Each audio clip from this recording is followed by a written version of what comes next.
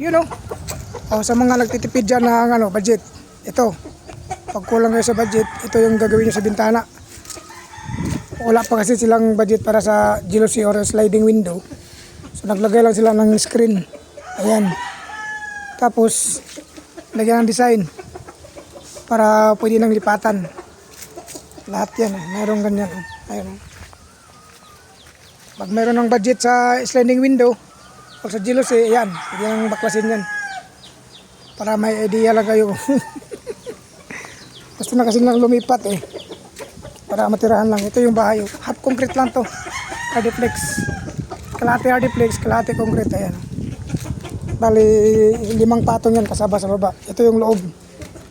Ito yung pinakasala. Ayan. Maliwalas dahil lakas ang hangin. Ito yung master bedroom. Ayan. Bali, 2 kwarto lang to.